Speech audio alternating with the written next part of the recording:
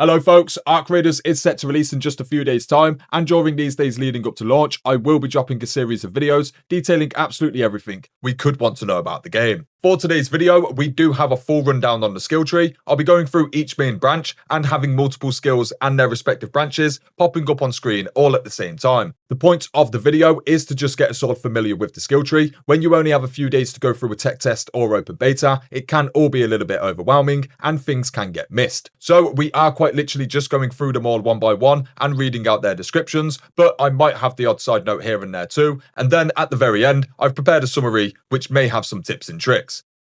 To start us off, we're heading over to the survival side of the tree. The first ability is Agile Croucher, where your movement speed whilst crouching is increased. This then leads into two branches, so starting with the top branch, first we have Looter's Instincts. When searching a container, loot is revealed faster. And then we have Silent Scavenger, make less noise when looting. Then on the second branch we have Revitalizing Squat, stamina regeneration whilst crouch is increased. And then in-round crafting unlocks the ability to field craft items whilst topside. Now, a very important side note here would be, in-round crafting does give you the ability to craft a range of items in-game, and some of the most important being bandages, shield rechargers, and grenades. They do cost the same materials as well as the same amount as they would if using a workbench, and this skill is very much worth the free skill point investment early on.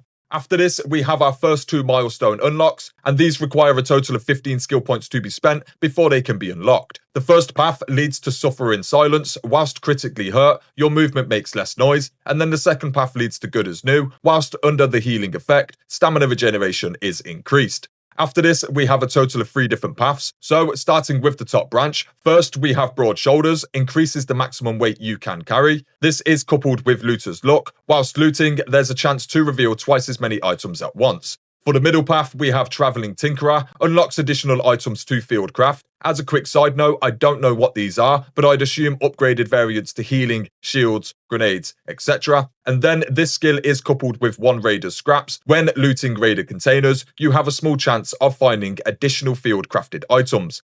And then for the bottom path, we have Stubborn Mule. Stamina regeneration is less affected by being over encumbered, and this is coupled with 3 deep breaths. After an ability drains your stamina, you recover more quickly. And then at the very end of the survival skill tree, we do of course have the 2 milestone abilities. First, we have Security Breach, lets you breach security lockers. And then we have Minesweeper, mines and explosive deployables can be defused when in close proximity. As a side note regarding the Security Breach skill, I have seen the security lockers that can be breached. However, I've no idea what it does, and we will likely just have to wait for release to find out. And that is also the entire survival skill tree covered.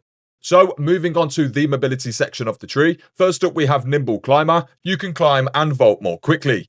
This then of course splits into 2 branches. For the left branch we have Marathon Runner, moving around costs less stamina, and then this is coupled with Youthful Lungs, which simply just increases your max stamina. As for the right branch, we have Slip and Slide. You can slide faster and further, and then this is coupled with Sturdy Ankles. You take less fall damage when falling from a non-lethal height. After this, we do of course have our first 2 milestone skills that once again require 15 skill points to first unlock. On the left side, we have Carry the Momentum. After a sprint dodge roll, sprinting does not consume stamina for a short time and has a cooldown between uses. And then for the right side, we have Calming Stroll. Whilst walking, your stamina regenerates as if you are standing still. Now, as a single side note here, I would just personally say that I really appreciated both Marathon Runner and Youthful Lungs. I wouldn't know where either of these skills stand with players currently, but I wouldn't be too surprised if they become somewhat meta, as they do just seem so extremely useful. After this, we do of course have 3 more branches. Starting with the left branch, first we have Effortless Roll. Dodge rolls cost less stamina, and this is coupled with Heroic Leap. You can sprint dodge roll further. Next, the middle branch starts with Crawl Before You Walk. When you're downed, you can crawl faster, and this is coupled with Vigorous Vaulter.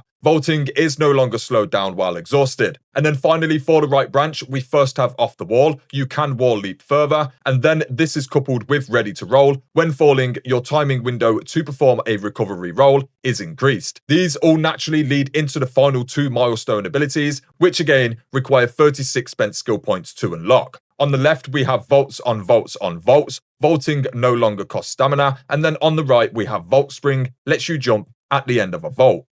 So that is the survival and mobility sections covered in full. And now we move on to the final section, being conditioning. First up, we have Used to the Wait. Wearing a shield doesn't slow you down as much. This then of course splits into two branches. For the bottom branch, we first have Blastborn. Your hearing is less affected by nearby explosions, and this is coupled with Fight or Flight. When you're hurt in combat, regain a fixed amount of stamina, and also has a cooldown between uses. And then for the top branch, first we have Gentle Pressure. You make less noise when breaching, and then this is coupled with Proficient Prior. Breaching doors and containers takes less time. After this, we have our first two milestone skills, which once again require 15 spent skill points to unlock. Starting with the bottom skill, we have Survivor's Stamina. When you're critically hurt, your stamina regenerates faster. And then for the top skill, we have Unburdened Roll. If your shield breaks, your first dodge roll within a few seconds does not cost stamina. After this, we once again have three more branches. Starting with the bottom branch, we have Downed but Determined. When you're downed, it takes longer before you collapse. This is coupled with Turtle Crawl. Whilst downed, you take less damage.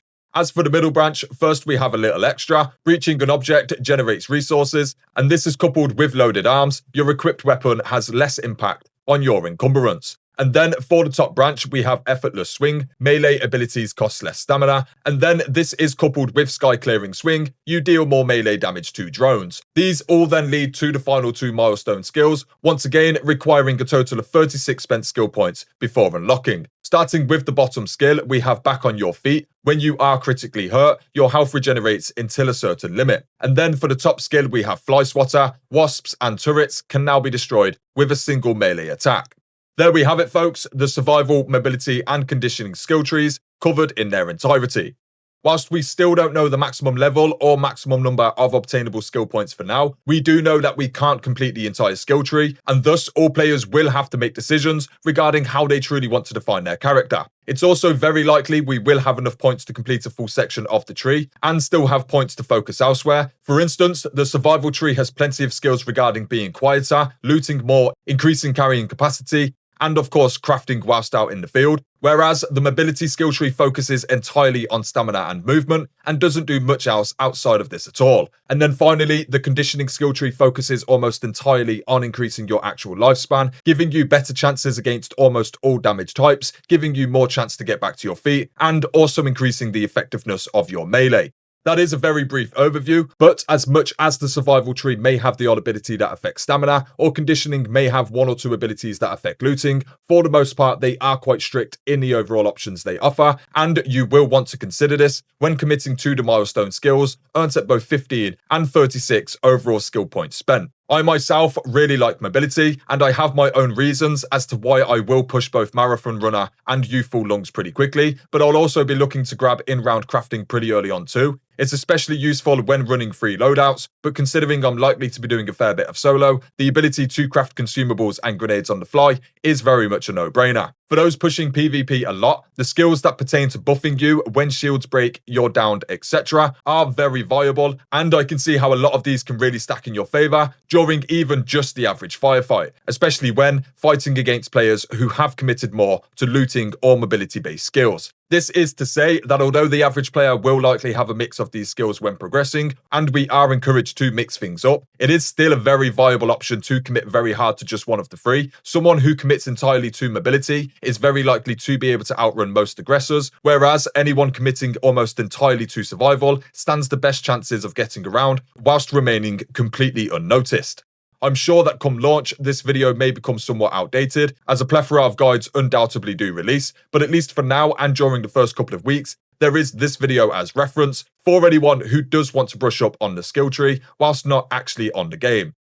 Anyway, that would be it for this one, folks. I'll be back soon with plenty more, and I do of course have a range of guide and news videos on the channel already, so do feel free to stop on by and check things out. Otherwise, thanks for watching, folks, and until next time, peace.